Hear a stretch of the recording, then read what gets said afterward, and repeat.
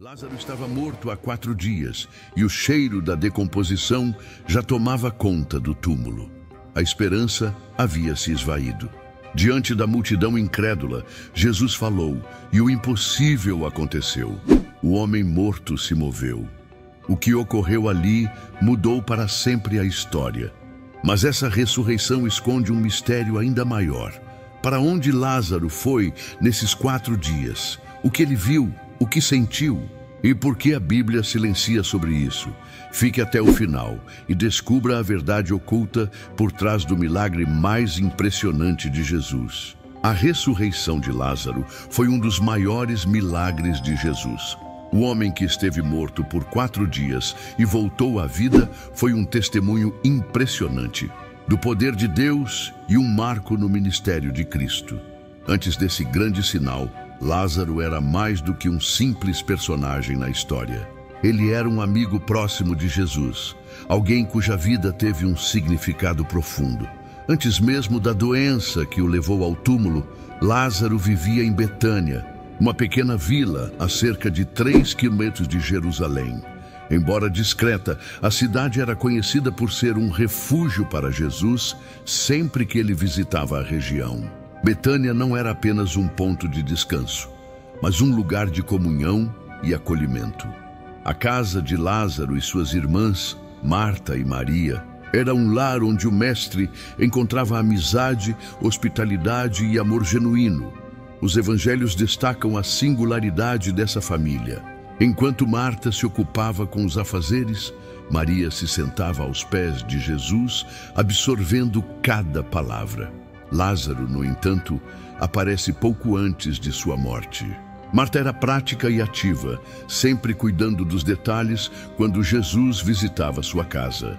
Maria, por outro lado, tinha um espírito contemplativo e ressurreição. Mas uma coisa é clara, ele era amado por Jesus de uma maneira especial. A prova disso está nas palavras de suas irmãs. Quando Lázaro adoeceu, Marta e Maria enviaram um recado simples e direto a Jesus. Aquele a quem amas está enfermo. Elas não precisaram dizer mais nada. A forma como Lázaro é descrito aqui não é apenas um detalhe. Poucas vezes nos evangelhos alguém é tratado dessa maneira por Cristo. O que fazia Lázaro tão especial?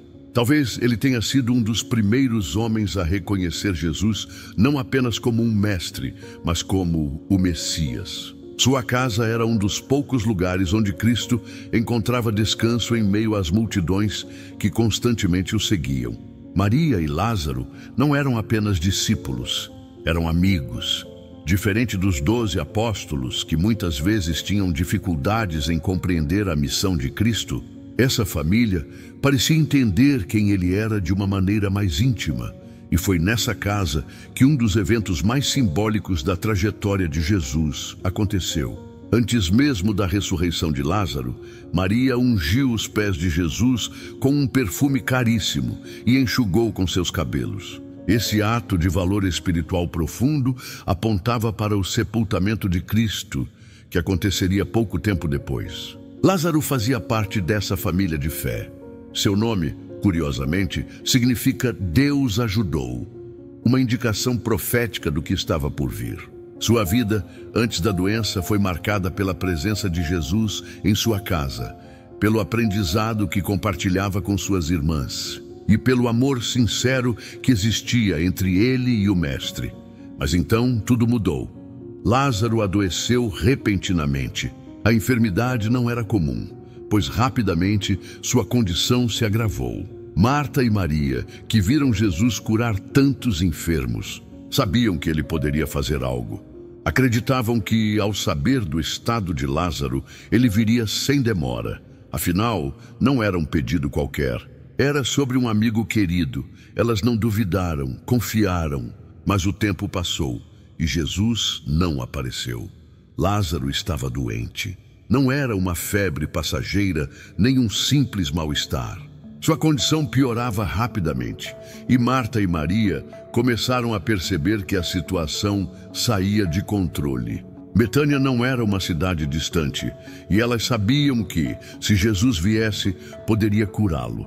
Afinal, Ele já havia feito isso antes. Curou cegos, purificou leprosos e libertou endemoniados. Curar um amigo não seria difícil. A mensagem foi enviada sem hesitação. Aquele a quem amas está enfermo. Não havia um pedido explícito. Marta e Maria sabiam que o amor de Jesus por Lázaro era suficiente para que ele compreendesse a urgência do recado. Mas então, algo inesperado aconteceu. Jesus não partiu imediatamente quando recebeu a notícia. Ele não demonstrou pressa.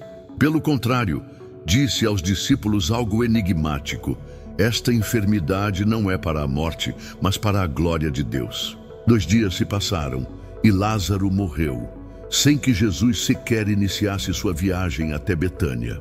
Marta e Maria, que aguardavam ansiosas por sua chegada, viram seu irmão fechar os olhos pela última vez.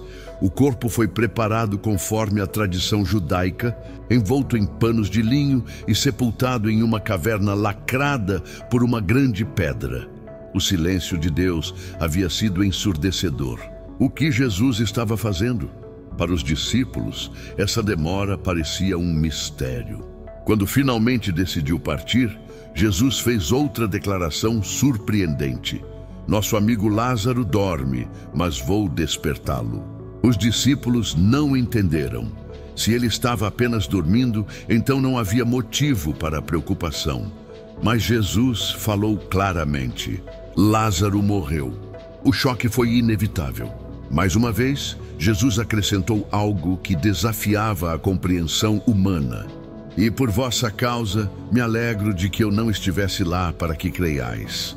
A demora de Jesus não foi um descuido, foi uma escolha. Mas em Betânia, Marta e Maria não sabiam disso. Para elas, o silêncio de Jesus foi doloroso. Quando finalmente sepultaram Lázaro, seu coração estava cheio de perguntas sem respostas. Onde estava o mestre? Por que ele não veio? Por que não curou seu amigo? Enquanto isso, Jesus caminhava para um milagre que mudaria tudo.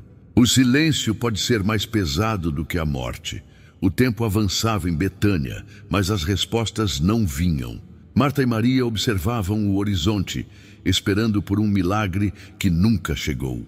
O corpo de Lázaro já não sustentava mais a vida. Seus olhos, que um dia brilharam ao ouvir os ensinamentos de Jesus, agora estavam fechados para sempre. Seu peito já não respirava. Os preparativos para o sepultamento foram rápidos. Era preciso agir antes que a decomposição começasse a se manifestar de forma irreversível. Suas mãos nunca mais tocaram seus lábios ou pronunciaram palavras. Lázaro estava morto. O corpo foi lavado, ungido com óleos aromáticos e envolto em tiras de linho, conforme o costume. Marta e Maria estavam destruídas. Em um ambiente quente como a Judéia, a carne do morto se deteriorava rapidamente. Não havia tempo a perder. Enquanto os servos terminavam os ritos funerários, amigos e vizinhos começaram a chegar. O luto era uma parte essencial da cultura judaica, e a casa se encheu de prantos e lamentações. Alguns vinham de Jerusalém para chorar com elas, enquanto outros apenas olhavam com pesar. Mas havia também aqueles que murmuravam entre si: se Jesus realmente os amava, por que não veio? Se curou tantos, por que deixou seu amigo morrer? O corpo de Lázaro foi levado até a entrada da tumba, que era uma caverna escavada na rocha. Em seguida, uma pedra pesada foi rolada para selar a entrada. A caverna ficou escura e o túmulo agora era o lar de Lázaro, como era comum entre famílias de boa condição financeira. Dentro havia um leito esculpido, onde o corpo foi cuidadosamente depositado. Para muitos, aquilo parecia ser o fim. O primeiro dia passou e as visitas continuaram. O silêncio de Jesus era ensurdecedor. O segundo dia trouxe consigo o vazio e a sensação de abandono. No terceiro dia, já não restava nada além da aceitação da perda. Mas foi no quarto dia que a última gota de esperança morreu. A tradição judaica dizia que o espírito do morto permanecia próximo ao corpo por até 3 dias. Após isso, a morte era considerada irreversível. O corpo de Lázaro já estava em decomposição e o cheiro era insuportável. As mulheres que visitavam o túmulo choravam, mas já não esperavam nada além do esquecimento. O luto tornara-se uma realidade imutável. Ao chegar, o encontro de Jesus com a dor da humanidade se tornava evidente. Quando tudo parecia perdido, ele finalmente chegou. Mas foi nesse momento, quando todas as possibilidades haviam se esgotado, que uma figura apareceu na estrada poeirenta que leva até Betânia: Jesus. O caminho para Betânia era estreito e seco, serpenteando entre as colinas da Judéia. A poeira se levantava sob os passos do Mestre e de seus discípulos. Ele estava voltando para perto de Jerusalém, para um território perigoso, onde os fariseus já conspiravam contra sua vida. A notícia de sua chegada se espalhou rapidamente. Marta, ao ouvir que Jesus estava próximo da aldeia, não esperou que ele chegasse, mas havia algo mais urgente do que sua própria segurança: o túmulo de um amigo, até sua casa. Ela se levantou imediatamente e correu ao seu encontro. Seu coração estava cheio de emoções contraditórias: dor, tristeza, esperança e frustração. Quando finalmente ficou diante dele, as palavras escaparam de seus lábios como uma súplica contida. Se tu estivesses aqui, meu irmão não teria morrido. Não era uma acusação, mas um lamento. Marta sabia que Jesus tinha poder sobre a vida e a morte, mas agora tudo parecia tarde demais. Seu irmão já estava morto há 4 dias. O que poderia ser feito agora? Mas então, Jesus respondeu algo inesperado: teu irmão há de ressuscitar. Marta hesitou. Ela conhecia as Escrituras e acreditava na ressurreição dos mortos no último dia. Respondeu: eu sei que há de ressuscitar na ressurreição do último dia. Mas Jesus a olhou nos olhos e declarou algo que mudaria para sempre a compreensão do que é a vida e a morte. Eu sou a ressurreição e a vida. Quem crê em mim, ainda que esteja morto, viverá. E todo aquele que vive e crê em mim nunca morrerá. Crês isto? Essa não era apenas uma promessa para o futuro, era uma revelação do presente. A ressurreição não era apenas um evento distante no fim dos tempos. A ressurreição estava diante dela. A vida estava ali, em pé, olhando em seus olhos. Senhor, respondeu Marta, eu creio que tu és o Cristo, o Filho de Deus que havia de vir ao mundo. Ela não sabia o que aconteceria a seguir, mas sabia quem estava diante dela. Marta voltou para casa e chamou Maria em segredo. O mestre está aqui e te chama. Maria, que até então permanecia dentro de casa, se levantou imediatamente. Ao ver Jesus, não conseguiu conter sua dor. Caiu aos seus pés, as lágrimas rolando pelo rosto, e repetiu as mesmas palavras de sua irmã: se tu estivesses aqui, meu irmão não teria morrido. Jesus viu Maria chorando, viu os amigos da família lamentando e sentiu o peso da morte e da tristeza que tomava conta daquele lugar. Algo extraordinário aconteceu. Jesus se comoveu profundamente. A palavra usada no original grego para comover-se aqui é embrimaomai, que não significa apenas um sentimento leve de tristeza, mas uma perturbação intensa, uma indignação profunda. Jesus não estava apenas triste, ele estava indignado com a morte, com a dor e com a devastação que o pecado trouxe ao mundo. Aquele que criou o homem para a vida agora via o efeito máximo da separação causada pelo pecado. E então, Jesus chorou. O Criador do universo, aquele que tinha o poder sobre todas as coisas, chorou. As lágrimas de Jesus não eram de desespero, porque ele sabia o que estava prestes a fazer. Eram lágrimas de compaixão. Ele sentiu a dor daquelas irmãs, sentiu a dor de toda a humanidade diante da morte. Os que estavam ao redor sussurravam: vede como o amava. Mas outros questionavam: não podia ele, que abriu os olhos do cego, fazer com que este não morresse? Eles não sabiam que a morte de Lázaro não era o fim da história. Jesus enxugou as lágrimas do rosto e se dirigiu ao túmulo. Algo que jamais havia sido visto antes estava prestes a acontecer. O chamado que rompe a morte, Lázaro, vem para fora! A multidão seguia Jesus até o túmulo. Murmúrios se espalhavam entre os presentes. Alguns ainda choravam, outros observavam com ceticismo. O ar estava carregado de expectativa e incredulidade. Então Jesus parou diante da caverna, selada pela grande pedra. O silêncio era absoluto. O lugar da morte agora se tornaria o cenário de algo jamais visto antes. Jesus levantou os olhos e ordenou: tirai a pedra. O pedido pareceu absurdo. Os olhares se cruzaram em choque. Que tanto confiava no mestre, hesitou. Senhor, já cheira mal, porque ao quarto dia a decomposição já havia começado. A morte já tinha feito seu trabalho. Por que abrir um túmulo que só traria mais dor? Mas Jesus a olhou e disse com firmeza: não te disse que, se creres, verás a glória de Deus? A pedra não precisava ser removida para que Lázaro saísse. Jesus poderia trazê-lo de volta sem que ninguém tocasse no túmulo. Mas ele quis que a pedra fosse retirada porque a fé exige ação. Os homens se aproximaram e, com esforço, começaram a rolar a pedra para o lado. O odor da morte se espalhou no ar, arrancando expressões de desgosto e surpresa dos presentes. Mas o que estava prestes a acontecer mudaria tudo.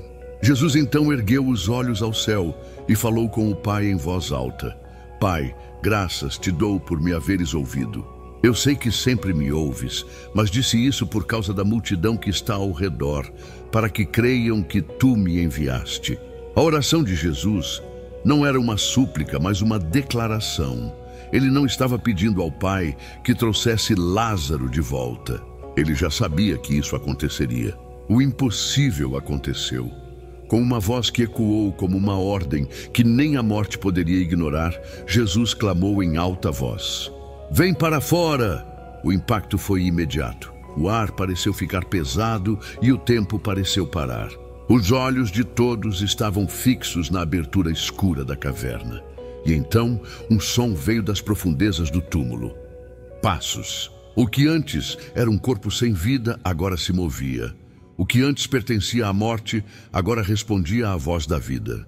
Diante dos olhos atônitos da multidão, Lázaro saiu. Suas mãos e pés ainda estavam atados pelas faixas funerárias, e seu rosto coberto pelo lenço que haviam colocado sobre sua cabeça.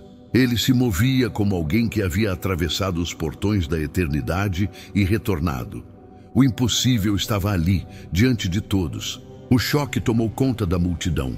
Alguns gritaram, outros caíram de joelhos. Marta e Maria olharam para seu irmão como se estivessem vendo um sonho impossível se tornar realidade. Jesus, com calma, deu a última ordem: desatai-o e deixai-o ir. Lázaro não precisava mais dos panos da morte. Ele não pertencia mais ao sepulcro. O milagre havia acontecido. A morte havia sido derrotada diante de todos. Mas aquele que ressuscitou Lázaro também caminhava para seu próprio túmulo. O silêncio que se seguiu ao milagre foi tão profundo quanto a morte que acabara de ser derrotada.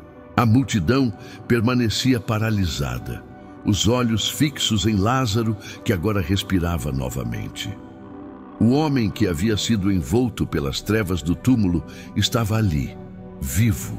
Marta e Maria correram para seu irmão. O toque que antes era frio e sem vida, agora era quente e pulsante. O choro de tristeza deu lugar ao choro de um espanto quase inacreditável. O impossível havia acontecido diante de todos, mas nem todos reagiram com alegria. Entre aqueles que estavam ali, alguns correram para Jerusalém, não para testemunhar o milagre com fé, mas para denunciar Jesus aos fariseus. A notícia chegou rapidamente ao Sinédrio e os líderes religiosos estavam em choque. Se antes Jesus já era uma ameaça, agora ele era incontrolável. Os fariseus e os principais sacerdotes se reuniram às pressas e o pavor tomou conta do conselho. Que faremos? Este homem faz muitos sinais. Se o deixarmos assim, todos crerão nele. A ressurreição de Lázaro foi um ponto sem volta. Jesus já havia curado cegos, mas agora ele havia chamado um homem da morte. E se todo o povo passasse a segui-lo, os líderes temiam perder não apenas sua posição religiosa, mas também o controle político. Temiam que Roma visse Jesus como um líder revolucionário e destruísse o pouco de autonomia que tinham. Estavam dispostos a qualquer coisa para impedir que isso acontecesse. Foi então que o sumo sacerdote Caifás fez uma declaração que se tornaria uma profecia, sem que ele mesmo percebesse. Vós nada sabeis, nem considerais que nos convém que um homem morra pelo povo e não pereça toda a nação. A sentença de morte de Jesus foi selada ali. Aquele que ressuscitou Lázaro caminhava agora para sua própria morte. E Lázaro, aquele que havia sido arrancado do túmulo pela palavra de Cristo, agora se tornava um alvo. Os principais sacerdotes deliberaram matar também a Lázaro, pois muitos dos judeus, por causa dele, iam e criam em Jesus. Lázaro era a prova viva do poder de Jesus sobre a morte, e por isso ele precisava desaparecer. Mas para onde Lázaro foi durante sua morte? A Bíblia não nos dá detalhes específicos sobre o que aconteceu com Lázaro durante os 4 dias em que esteve morto. Ele viu algo, ele teve consciência, ele foi ao paraíso. O silêncio das Escrituras sobre essa questão é significativo. Diferente de outros relatos modernos de experiências de quase morte, Lázaro não dá nenhum testemunho do que viu ou experimentou. Isso sugere 2 possibilidades teológicas. Primeiro, Lázaro estava realmente dormindo na morte, sem consciência. Ao falar da morte de Lázaro, disse: "Nosso amigo Lázaro dorme, mas vou despertá-lo." Essa metáfora do sono é frequentemente usada na Bíblia para descrever a morte, indicando que Lázaro não tinha consciência do tempo que passou no túmulo. A segunda possibilidade é que Lázaro pode ter estado no seio de Abraão. No Evangelho de Lucas, Jesus conta a parábola do rico e Lázaro, onde menciona um lugar chamado seio de Abraão, um estado de descanso para os justos antes da ressurreição final. Se esse conceito for aplicado a Lázaro de Betânia, é possível que ele tenha estado em um estado intermediário de descanso antes de ser chamado de volta por Jesus. O mais impressionante não é para onde Lázaro foi, mas para onde ele não ficou. Lázaro não permaneceu na morte. Ele foi arrancado do túmulo por uma única palavra de Jesus. Sua ressurreição não apenas revelou o poder de Cristo, mas também antecipou a vitória final sobre a morte. Dentro de poucos dias, o próprio Jesus seria sepultado, mas dessa vez ninguém precisaria rolar a pedra. O próprio Filho de Deus sairia do túmulo por sua própria autoridade. Lázaro ouviu a voz de Jesus e voltou à vida. Mas esse chamado não foi apenas para ele. Cristo continua chamando os que estão presos na escuridão, trazendo luz, esperança e vida eterna. Hoje, essa mesma voz ressoa dentro do seu coração. Se você sente esse chamado, não endureça seu coração.